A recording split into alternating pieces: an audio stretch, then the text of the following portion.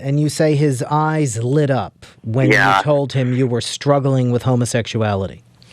Yeah, it was like a whole change in his attitude. First of all, I kind of told him, I was just kicked out of Moody because I was just partying too much. He's like, oh, well, maybe you should talk to our college pastor, Aaron Stern. He can help you out with this situation.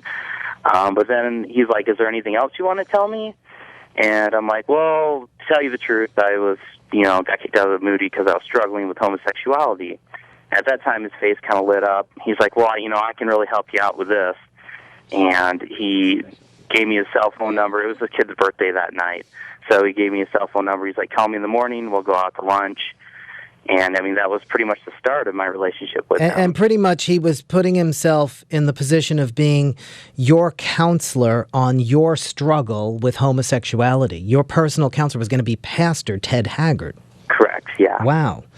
Now, you went to lunch with him the next day, and he talked to you about how a lot of men struggle with homosexuality and homosexual desire. In fact, he felt that it was many men in the church who were struggling with that, and that they've even talked about how if they weren't married, they might actually have sex with each other because they were so attracted to one another.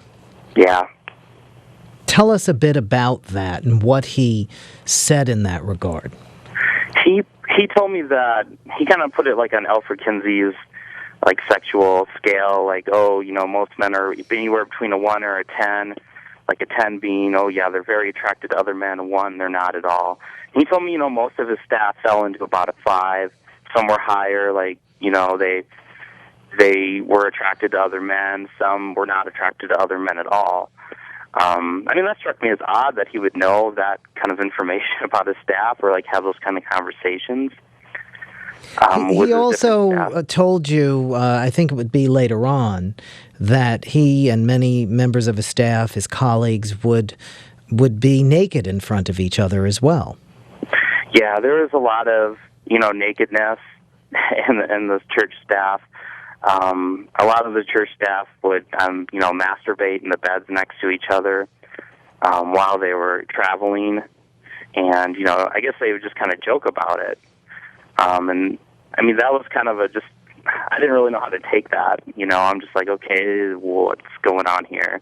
And he even told you that one particular musician at the church, for example, that used his struggle with homosexuality to write music. So he's kind of basically telling you there were a lot of people who were dealing with this at the church.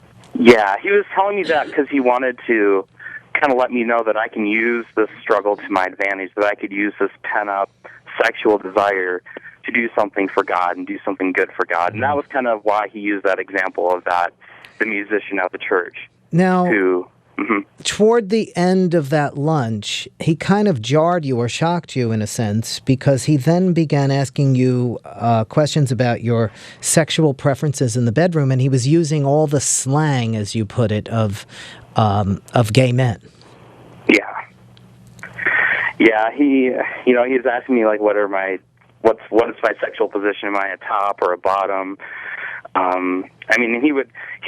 kind of related it to, he's like, oh, well, if you're a top, then it'd be really easy for you to kind of switch over because it's practically the same thing.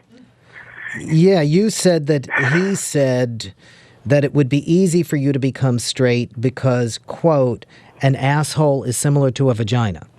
Yeah. Is that actually how he put it? That's how he put it, yeah.